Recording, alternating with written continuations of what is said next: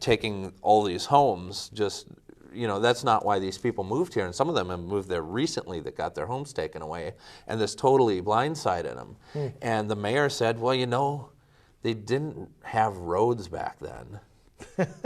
I don't understand it. It's constantly comments like this. How did those wagons go down there were no roads? Where did the cavalry go then? I don't know. Paul Revere, did he not go down a road? I guess not. Oh, well. All right, well, folks, you get the general idea here, because I want to jump ahead here to Crystal's budget going forward. One of the things you'll know about Mayor Bowman and the council is they're constantly bragging, constantly patting themselves in the back about how much money they've cut from government. I'm here to tell you, folks, I have them quoted at they have cut $4 million from the budget. Government spending in Crystal in 2011 is projected to increase 3.6%. Now, I know I went to Cooper, but that is not a $4 million cut. No. I went to Proctor High School up north, and I felt like I got a good education. It looks the same to me. Yeah. So. My calculator doesn't go up that high, but I mean, one of the things I think we've lost here, ladies and gentlemen, and during this recession, during this time, that economic downturn, is the chance to redesign government and to change government and to change how we do business. I mean, we're missing that at almost all levels, aren't we? We are. I mean, just to watch the city and the way that they spend, and there's been almost a $2 million increase in our property taxes collected between 2005 and 2009. I mean, if you look at the budget over time, the numbers are right there in black and white. And the problem is, we look at the simplified budget, but you have to look at the comprehensive annual financial reports to really get the details of what they're looking at. And it's on their website, but they're so hard to understand. Yeah, conveniently, there's no page that kind of summarizes it all. No, it's about 180 pages that summarizes it all. Well, the actual budget, I think, is 216 or something if you want to go through the whole kit. And, I keep making the case. I don't know if people know this, but the city of Crystal has over 100 employees in the city of Crystal. And I'd like to know from the mayor and the council, what city of 20,000 people, what do you have, 22,000?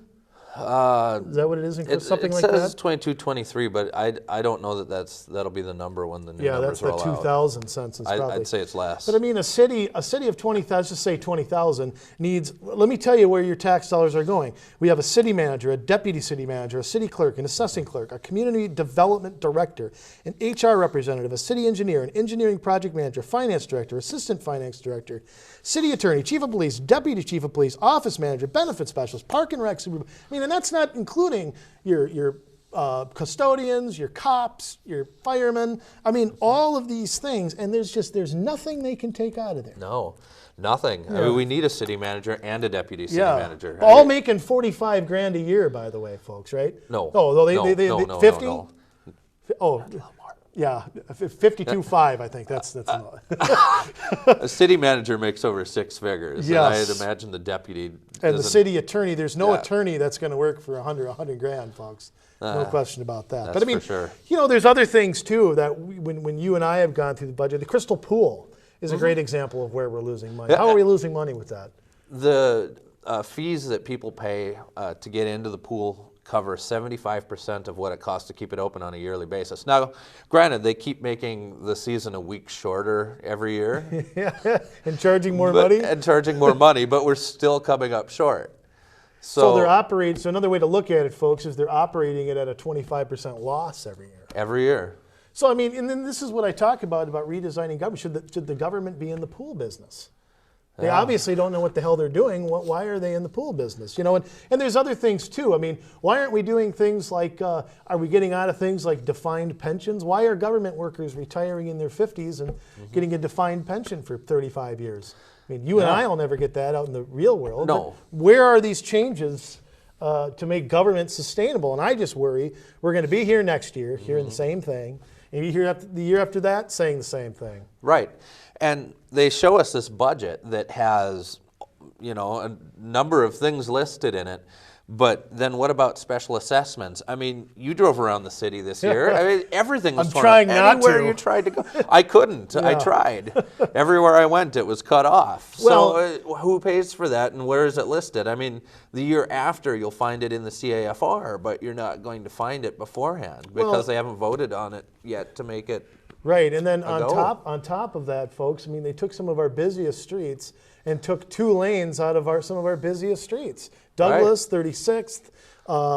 There's that part on Bass Lake Road there where it's by the Crystal VFW. Where Yeah. it's a constant mess, folks. Folks, if you get stuck behind a city bus or behind some old lady driving 15 in a 35, it's going to take you forever to get through. I mean, what was there? I mean, I've never heard a public explanation as to why that happened. No, I haven't either. And it's odd that they're making 81 from 4 to 6 lanes, but they're making every other major road from 4 to 2. It must be all those 10-car pileups we've been having on Douglas Drive. It must the be. last few years. Our safety, is that the reason? Yes. But overall, one of the things that you'll hear them whine and complain about is something called local government aid. Intergovernmental spending, I think is how they phrase it. LGA, for those of you who don't really know this, is money that is pooled by the state and then spit out, with the theory being that all cities have equal access to police, fire, sewage, that kind of thing. Now that money's been on the chopping block for a long time at the state legislature. I mean, they knew this LGA was going to go down a long time ago. And I'd like to point out, LGA, by the way, is still our money. Like we said at the beginning of the show, folks, it's still, we pay state taxes too. Exactly. I mean, they don't print this money. Yeah. I mean, the Fed may Don't print borrow it money, from China. but we don't print it, here. And so it's amazing to think. And then they talk about, well, we're not going to have enough money for police or fire or whatever. Really, you're going to cut police, you're going to cut fire before you cut the deputy city manager? Yeah, well, got to have that. yeah. I mean, gee, we're all gonna die if we don't have a deputy city manager. Yeah. And I think you look at. I'm just tired of and another thing I'm tired of. Government spending is not an investment. Can we clear that up? It's not. It's an investment. I expect a check in return with dividends. So this whole thing. Can you touch on the physicians thing moving over on 81 in Bass Lake Road real quick? Absolutely. I know plenty about that. Yeah. This is- We'll summarize it in a minute or two Yes. here because, great shows like mine are on a time limit. you need to be on NPR, I guess, or well, something. I won't let the public pay my salary. Okay.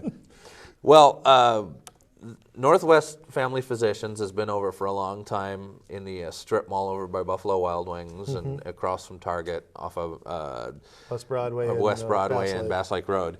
And a developer had taken on trying to get them a new building. And this new building, they want to stick right over on County Road 81 and Bass Lake Road, kitty corner from the ball fields and the amphitheater that nobody can use, but that's another story. Yeah, of course.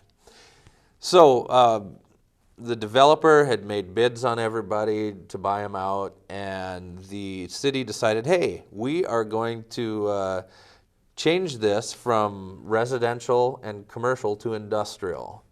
And we're Rezone it. Yeah, we're going to rezone it, and we're going to pay $400,000. $400,000 that's not going to be paid back for years through property taxes. And they're putting this right where children play, in the neighborhood, and you're bringing strangers in, and you're going to have this huge parking lot, noise pollution, light pollution. You're going to have a big building. So it's really a shame what's happening to the residents here. And they still consider that an investment. Somehow we're going to get paid back, supposedly, in property taxes. Now, is that money going to come to us, or are they just going to spend it on something maybe else? free health care. Oh, really? Free? Oh, nothing's free. For ladies them, and gentlemen. I Oh, meant, for them? yeah. Oh, okay. Well, that makes more sense. Goodness, the time just flies by. I'll tell you, we're going to have to come back and do another show like this sometime and get more Absolutely. in depth on all this. But I think you get the picture. I'll put up my email address at the end of the show. You can email me, tell me how great I am, tell me how much I suck, whatever you want to do. And we'll put the crystals. I also let you people know that you can watch their meetings, Channel 16, Tuesday nights. They all have email, they all have phone numbers. Let them know what you think, folks, and that way they don't have, that me and Jason don't have to take 2x4s to the head for everybody. All right, that's all for this week. I will see you next week.